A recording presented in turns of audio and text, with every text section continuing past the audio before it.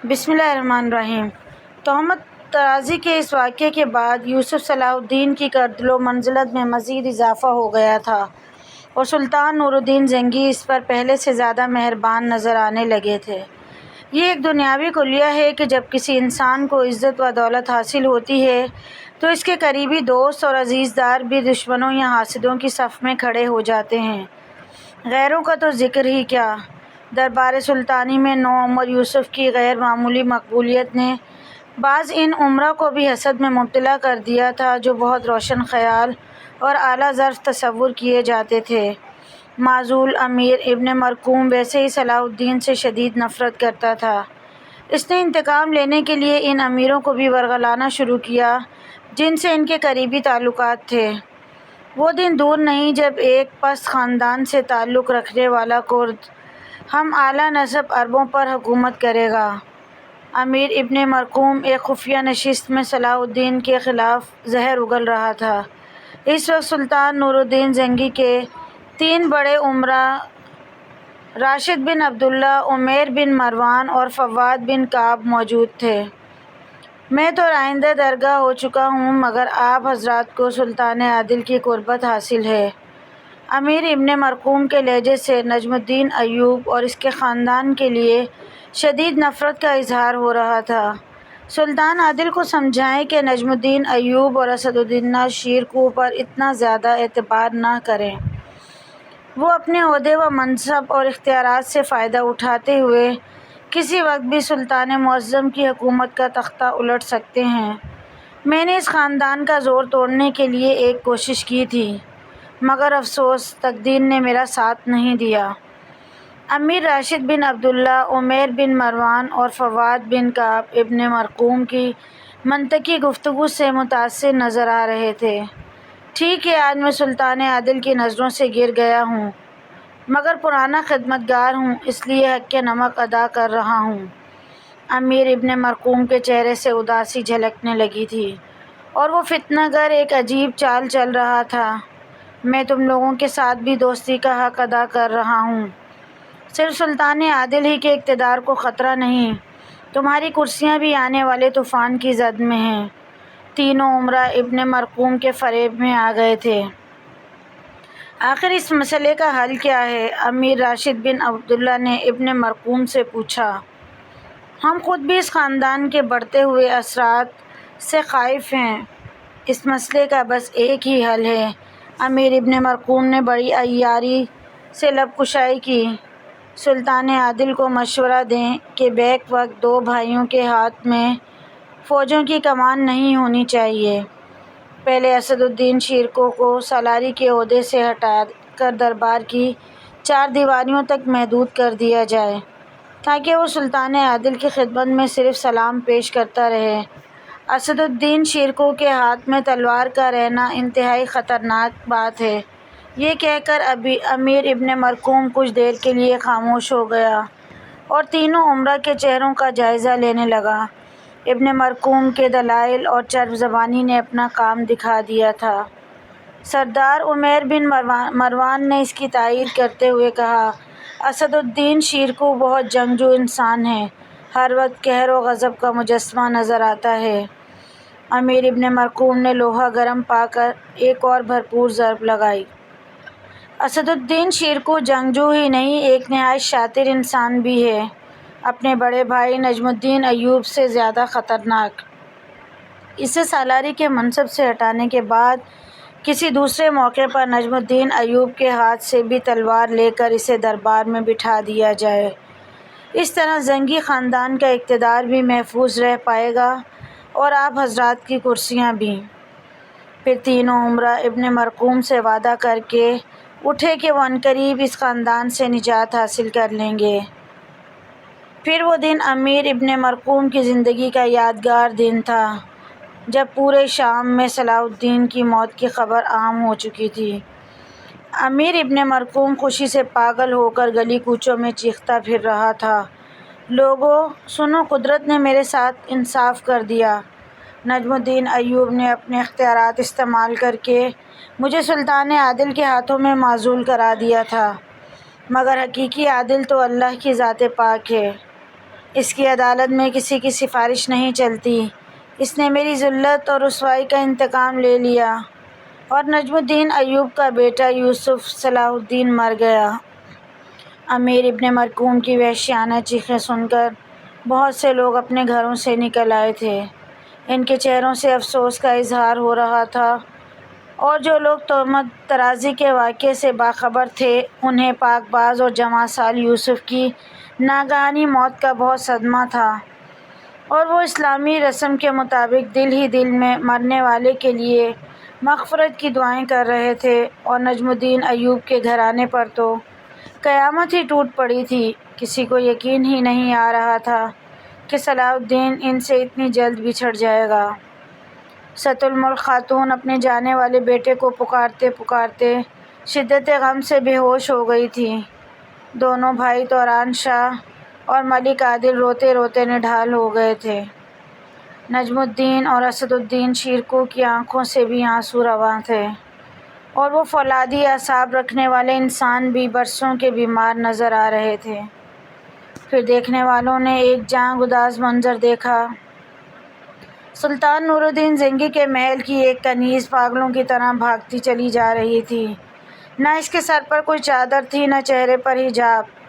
لوگ حیران تھے کہ اس خوبصورت لڑکی پر کیا آفات پڑی ہے۔ وہ زاروں قطار رو رہی تھی اور ہیجانی انداز میں چیخ رہی تھی، لوگو، تم نے میرے یوسف کو دیکھا ہے؟ وہ مجھ سے ملے بغیر کہاں چلا گیا؟ یہ لڑکی شاریہ تھی، جو صلاح الدین کے مرنے کی خبر سن کر تقریباً اپنے ہوش و حواس کھو بیٹھی تھی۔ پھر وہ ایک ہی رفتار سے بھاگتی ہوئی نجم الدین ایوب کے گھر پہنچی۔ بکھرے ہوئے بال، گرد و غبار سے اٹا ہوا چہرہ اور چڑھتی ہوئی سانسیں۔ نجم الدین ایوب اسے ایک نظر میں پہچان نہیں سکا۔ تم کون ہو بیٹی؟ نجم الدین ایوب نے چند لمحوں کے لیے اپنا غم بھلا کر اس پریشان حال لڑکی سے سوال کیا۔ بابا، میں شاریہ ہوں۔ یہ کہتے ہوئے وہ نجم الدین ایوب کی طرف بڑھی۔ لوگ جھوٹ بولتے ہیں بابا، یوسف مجھ سے ملے بغیر کہیں جا ہی نہیں سکتا۔ یہ کہہ کر شاریہ نے نجم الدین ایوب کے سینے پر سر رکھ دیا اور بے ہوش ہو گئی۔ اس المناک واقعے کی تفصیل یہ ہے کہ سلطان نور الدین محمود زنگی نے صلاح الدین کو اپنے معتمد غلام امین کے ساتھ ایک خفیہ سرکاری کام سے شہر حما بھیجا تھا۔ پھر ایک رات جب تمام لوگ گہری نیند میں ڈوبے ہوئے تھے تو اچانک زلزلے نے پورے شہر کو اپنی لپیٹ میں لے لیا۔ زلزلہ اتنا شدید تھا کہ چند لمحوں میں حما کی زمین زیر و زبر ہو گئی۔ پھر جب صبح ہوئی تو قریب کے شہر میں ٹھہرے ہوئے سلطان نور الدین زنگی کے جاسوسوں نے یہ عبرتناک منظر دیکھا کہ ایک رات میں پورا شہر کھنڈر بن گیا تھا۔ پھر برق رفتار شہ سواروں نے شام پہنچ کر سلطان عادل کو اطلاع دی کہ حما میں ہر طرف تباہی کا منظر ہے، ایک مکان بھی زلزلے سے محفوظ نہیں۔ چونکہ یوسف بھی حما کے ایک مکان میں مقیم تھا، اس لیے اس کی موت کا یقین کر لیا گیا۔ نجم الدین ایوب کا گھر ماتم کدہ بنا ہوا تھا۔ شامی فوج کا سالار ہونے کے باعث بہت سے سپاہی اور درباری امراء مسلسل تعزیت کے لیے آ رہے تھے۔ غم گساروں میں وہ تینوں منافق امیر راشد بن عبداللہ، عمیر بن مروان اور فواد ابن کعب بھی تھے، جو امیر ابن مرکوم کے فریب میں آ گئے تھے اور در پردہ نجم الدین ایوب کو اس کے عہدے سے ہٹانے کے لیے سازشیں کر رہے تھے۔ ہم اس جوان مرد یوسف کی موت کا ماتم کرتے ہیں، امیر راشد بن عبداللہ نے مصنوعی طور پر رنج و الم کا مظاہرہ کرتے ہوئے کہا۔ دوسرے امیر فواد بن کعب نے آسمان کی طرف دیکھتے ہوئے کہا، یہ کیسا ستم ہے کہ بوڑھے ماں باپ وقت کے تھپیڑے کھانے کے لیے زندہ رہ جاتے ہیں اور ان کے کڑیل جوانوں کو خاک میں ملا دیا جاتا ہے۔ یہ کہتے ہوئے امیر فواد بن کعب نے آنکھوں میں آنسو لانے کی ناکام کوشش کی۔ اگرچہ تنہائی میں روتے ہوئے نجم الدین ایوب کی آنکھیں سوج گئی تھیں، لیکن وہ تعزیت کرنے والوں کے سامنے غیر معمولی ضبط و تحمل کا مظاہرہ کر رہا تھا۔ امیر، آپ کے ہمدردانہ جذبات کا بے حد شکریہ۔ مگر ایک مومن کے لیے یہ انداز گفتگو جائز نہیں۔ بے شک یوسف کے غم میں ہمارے دل اداس اور آنکھیں اشک بار ہیں، لیکن ہمیں ہر حال میں راضی برضا رہنا چاہیے۔ تیسرے امیر عمیر بن مروان نے اپنے جذبات کی تسکین کے لیے عجیب انداز سے نجم الدین ایوب کی دل آزاری کی۔ مجھے یوسف کی موت سے زیادہ اس بات کا غم ہے کہ تمہارے بیٹے کو قبر بھی نہیں ملی، نہ ہی اسے غسل دیا گیا اور نہ اس کی نماز جنازہ پڑھی گئی۔ اللہ ایسی موت کسی کو نہ دے۔ عمیر بن مروان کی بات سن کر نجم الدین ایوب کے چہرے پر ناگواری کا رنگ بھر آیا، لیکن وہ مروت میں خاموش رہا۔ امیر، تم رسم تعزیت ادا کر رہے ہو یا ہماری مجبوریوں کا مذاق اڑا رہے ہو؟ اسد الدین شیرکو اپنے آپ پر قابو نہ رکھ سکا اور انتہائی تلخ لہجے میں عمیر بن مروان کی اس دل خراش گفتگو کا جواب دیتے ہوئے بولا، میرا مطلب یہ نہیں تھا۔ امیر عمیر بن مروان گھبرا سا گیا تھا اور اس کے لہجے میں ہلکی سی لکنت آ گئی تھی۔ ایک دن سب کو مر جانا ہے، لیکن جانے والے اپنی کوئی نشانی تو چھوڑ جاتے ہیں۔ عمیر بن مروان نے بات بنانے کی کوشش کی، میں تو یہ کہنا چاہتا تھا کہ تم اتنے بڑے کھنڈر میں اپنے بیٹے کی لاش کہاں تلاش کرو گے؟ اسد الدین شیرکو مزید جواب دینا چاہتا تھا کہ اچانک پوری گلی سرکاری نقیبوں کی آواز سے گونج اٹھی، سلطان عادل تشریف لا رہے ہیں۔ نقیبوں کی آواز نے صورتحال کو یکسر بدل ڈالا تھا۔ نجم الدین ایوب اور اس کا چھوٹا بھائی اسد الدین شیرکو تیزی کے ساتھ دروازے پر پہنچے۔ سلطان نور الدین زنگی کی سواری اپنے سپہ سالار کے دروازے پر آ کر رکی، پھر وہ جابروت حکمران نیچے اترا۔ سلطان عادل کے ہمراہ قاضی ابن ارسون بھی تھے۔ دیکھنے والوں نے دیکھا کہ دونوں کے چہروں پر گہری اداسی چھائی ہوئی تھی۔ پھر سلطان نور الدین زنگی اور قاضی ابن ارسون نجم الدین ایوب اور اسد اللہ شیرکو کے گلے ملے۔ اس کے بعد دونوں اندرون خانہ چلے گئے۔ یوسف میرا خدمتگار یا مصائب خاص نہیں تھا، سلطان نور الدین زنگی نے رسم تعزیت ادا کرتے ہوئے کہا، وہ میرے چھوٹے بھائی کی طرح تھا اور اس سے مجھے بڑی امیدیں وابستہ تھیں، لیکن حق تعالیٰ کی مرضی میں پوری کائنات مل کر بھی دخل انداز نہیں ہو سکتی۔ یہ کہتے کہتے سلطان نور الدین محمود زنگی کی آنکھیں بھیگ گئیں اور فضا پہلے سے بھی زیادہ سوگوار ہو گئی۔ والی شام کی یہ کیفیت دیکھ کر تینوں امیر راشد بن عبداللہ، فواد بن کعب اور عمیر بن مروان دل ہی دل میں بہت خوش ہوئے۔ امیر ابن مرقوم نے تو انہیں یہ کہہ کر ورغلایا تھا کہ نجم الدین ایوب اور اسد الدین شیرکو دربار سلطانی میں بہت زیادہ رسائی حاصل کر چکے ہیں، لیکن آج جب ان تینوں نے یوسف کے لیے انتہائی تحسین آمیز کلمات سنے تو انہیں اندازہ ہوا کہ مرنے والا اپنے باپ اور چچا سے بھی آگے بڑھ کر سلطان عادل کے بہت قریب پہنچ گیا تھا، اور یہی وجہ تھی کہ وہ تینوں جواں مرد یوسف کی موت پر انتہائی خوشی محسوس کر رہے تھے۔ ان کے خیال میں قدرت ان پر بہت زیادہ مہربان تھی کہ ایک زہریلا کانٹا خود بخود ان کے راستے سے ہٹ گیا تھا۔ پھر قاضی ابن ارسون نے نہایت رقت آمیز لہجے میں اپنے شاگرد کے لیے دعائے مغفرت کی، یہاں تک کہ اس مجلس میں موجود تمام لوگوں کی آنکھوں سے آنسو رواں ہو گئے۔ خود سلطان نور الدین محمود زنگی کی آنکھوں سے بہنے والے آنسو ان کی داڑھی کو بھگو رہے تھے۔ تینوں حاسد امیروں نے بھی سلطان عادل کو خوش کرنے کے لیے رونے کی کوشش کی، مگر آنکھوں کے گوشے تو اس وقت بھیگتے ہیں جب دل پر چوٹ پڑتی ہے، اور راشد بن عبداللہ، فواد بن کعب اور عمیر بن مروان کے سینوں میں دل کی جگہ پتھر رکھے ہوئے تھے۔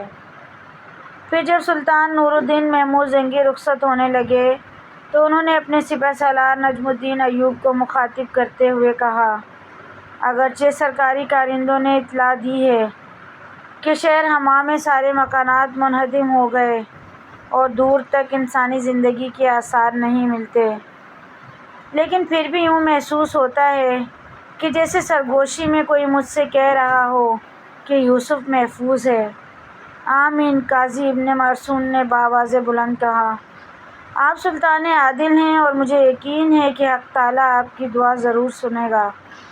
سلطان نور الدین محمود زنگی اور قاضی ابن ارسطو کی باتیں سن کر نجم الدین ایوب اور اسد الدین شیرکوہ کے چہروں پر خوشی کی تیز لہر دوڑ گئی تھی، مگر تینوں حاسد عمرا دل ہی دل میں ہنس رہے تھے کہ سلطان عادل یوسف کے باپ اور چچا کو جھوٹی تسلیاں دے رہے ہیں، ورنہ موت کی وادی میں گم ہو جانے کے بعد کون واپس لوٹ کر آیا ہے۔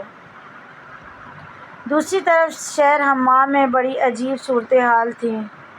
رات بھر گہری نیند سونے کے بعد جب صلاح الدین اور سلطان عادل کا غلام امین بیدار ہوئے تو دونوں پر شدید حیرت و سکوت کی کیفیت طاری ہو گئی۔ بہت دیر تک ان کی سمجھ میں ہی نہیں آیا کہ وہ کہاں ہیں۔ کمرہ تو وہی تھا جہاں صلاح الدین اور امین رات کو سوئے تھے، لیکن گھر کے دروازے کا منظر بڑا ہیبت ناک تھا۔ چاروں طرف مٹی اور پتھروں کا ڈھیر تھا، جس میں دونوں کے گھوڑے بھی دب کر مر گئے تھے۔ بہت دیر تک صلاح الدین اور سلطان نور الدین زنگی کا غلام حیران و پریشان کھڑے رہے۔ پھر مکانات کے ملبے سے گزر کر وہ کچھ دور تک آگے بڑھے تاکہ کسی محلے دار سے مل کر صورتحال جاننے کی کوشش کریں، مگر کس سے پوچھتے کہ کل رات شہر حما پر کیا قیامت گزری۔ وہاں تو کوئی بھی زندہ نہیں بچا تھا۔ چند گھنٹوں کے انتہائی دشوار گزار سفر کے بعد صلاح الدین اور امین کو اندازہ ہو گیا تھا کہ پورا شہر زلزلے کی لپیٹ میں آ چکا ہے۔ بھوک اور پیاس کی شدت سے دونوں کا برا حال تھا۔ پھر وہ تھک کر بیٹھ گئے اور اللہ تعالیٰ کے اس بے مثال کرم کا شکر ادا کرنے لگے کہ خالق کائنات نے انہیں آفت ناگہانی سے محفوظ رکھا تھا۔ سلطان عادل کا غلام امین بہت خوش تھا اور بلند آواز میں اپنے جذبات کا اظہار کر رہا تھا، مگر یہ سوچ کر صلاح الدین کی آنکھوں میں یکایک آنسو آ گئے کہ وہ جس مکان کے ملبے پر بیٹھے تھے اس کے نیچے پتہ نہیں کتنے مکین دفن تھے۔ شارع عام تک پہنچتے پہنچتے شام ہو چکی تھی اور دونوں کے پاؤں چھالوں سے بھر گئے تھے۔ سارے راستے سنسان تھے اور دور دور تک کسی ایسی سواری کا پتہ نہیں تھا جو انہیں قریبی شہر تک پہنچا سکے۔ مجبوراً صلاح الدین اور امین نے وہ رات کھلے آسمان کے نیچے اس طرح گزاری کہ دونوں کے پیٹ خالی تھے اور ان کی زبانیں پیاس سے خشک ہو گئی تھیں۔ پھر دوسری صبح وہ دونوں اس راستے سے گزرنے والے گھڑ سواروں کی مدد سے قریبی سرائے تک پہنچے اور کھانا کھا کر اس طرح سوئے کہ رات کے وقت ان کی آنکھ کھلی۔ الغرض 3 دن کی اذیت ناک مسافت کے بعد صلاح الدین اور امین انتہائی شکستہ حالت میں دارالحکومت شام پہنچے۔ پورے شہر میں ایک تہلکہ مچ گیا۔ کسی کو ان کی زندگی کا یقین نہیں آ رہا تھا، مگر وہ دونوں زندہ تھے۔ پھر سلطان نور الدین محمود زنگی نے صلاح الدین کے زندہ سلامت بچ جانے پر جشن خاص کا اہتمام کیا۔ خود سلطان عادل نے اپنے ہاتھ سے صلاح الدین کو قبائے زرنگار پہنائی۔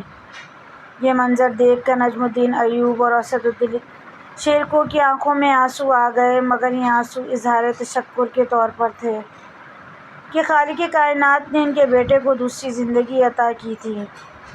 امیر راشد بن عبداللہ، عمیر بن مروان اور فواد بن کعب کے چہرے مسخ ہو کر رہ گئے تھے۔ ان تینوں سے یہ جشن مسرت برداشت نہیں ہو رہا تھا۔ اگر ان کی یہ حرکت درباری آداب کے خلاف نہ ہوتی تو وہ یہ منظر دیکھنے کے بجائے دربار سے اٹھ کر جا چکے ہوتے یا پھر اس جشن خاص میں شریک ہی نہ ہوتے۔ مگر قدرت کے کھیل بھی عجیب ہوتے ہیں۔ وہ تینوں حاسد عمرا صلاح الدین کو اس طرح مردہ دیکھنا چاہتے تھے کہ اس کی قبر کا نام و نشان تک نہ ہوتا، مگر یہ کیسی ناقابل یقین بات تھی کہ صلاح الدین نہ صرف زندہ تھا بلکہ سلطان نور الدین محمود زنگی سے اپنے دست مبارک سے خلعت خاص پہنا رہے تھے۔ امیر راشد بن عبداللہ، فواد بن کعب اور عمیر بن مروان ناقابل بیان اذیت و کرب میں مبتلا تھے۔ مزید اقساط جاری ہیں۔ دیکھنے کے لیے چینل کو ضرور سبسکرائب کریں۔ ویڈیو پسند آئے تو لائک، شیئر، کمنٹ کیجیے۔